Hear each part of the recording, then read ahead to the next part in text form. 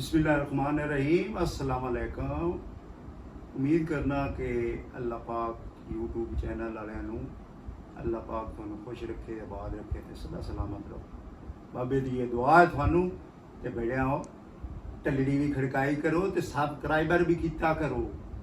तुहानूं नवीं नवीं गल्लां दसना मेरे निक्के पटोलियां हो, मेरी जान पटोले खिडौने मेरे दोस्त भाई भैणा बेटियां ये कर छड्या करो। मिन्नत वाली गल है, बाबा तुहानूं पुराने जमाने दी गल्लां नवें च आ के दसदा पिया। अज गल होनी है मौत दी। जिस वेले पिंड दे विच किसे दी भी मौत हो जांदी आई ना, कोई चुल्हा ना बलदा, धूं निकलदा पिया, जेहड़े वेखदे ओनूं उस तो नफरत लोग करन लग पैंदे। जदों तक मैयत पई है ना, उदों तक किसी की जरूरत नहीं कि वो चूल्हे दे विच अग बाले।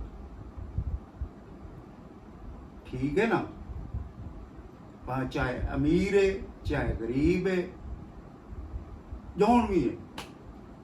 पुराने दौर दे विच ये गल आई ना, कोई टेप रेडियो कोई भी ना कोई बगाउंदा।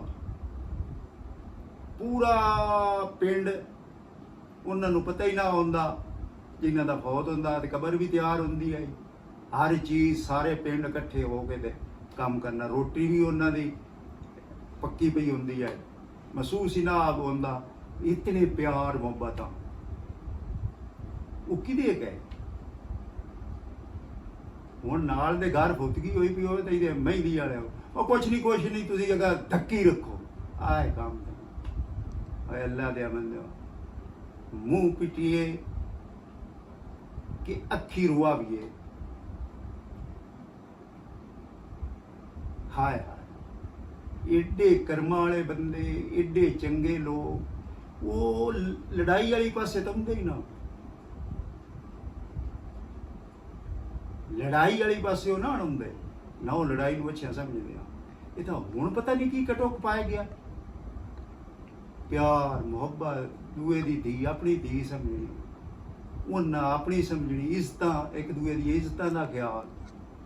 जेड़ा उस टाइम दा बंदा हुंदा ना, इश्तियारी जो भी जिन्हां दी दुश्मनी दी, वो उन्हां दा बड़ा हया करदे आ। धीआं सच ही आउंदियां, गल वाले बंदे हुंदे आ। अजकल वेख लो की हो रहा है की नहीं हो रहा। फौतगी तो फौतगी नाल रह गई, रुपये सटदे मंजियां दे उत्ते। या अल्लाह मेरी तो और तुसां अल्लाह दे बंदे कल नूं कोई नहीं मरनी। मौत हकीकत है, जिंदगी झूठ है। इतनी एक गल मैं करनी है, थोड़ी समझ आ जाए इन्हें ते अमल भी करना ते पल्ले भी बाबे दी बान ली करो। मैं झूठ नहीं बोलिया कभी, ये मैं अपनी अखी नाल काम वेख्या होया ते मैं तुहानूं दसदा पिया। आखिर दे विच इज्जत नाल सलाम है ते आ टल्लड़ी भी खड़काउणी है ते सबसक्राइबर भी करना ही नहीं।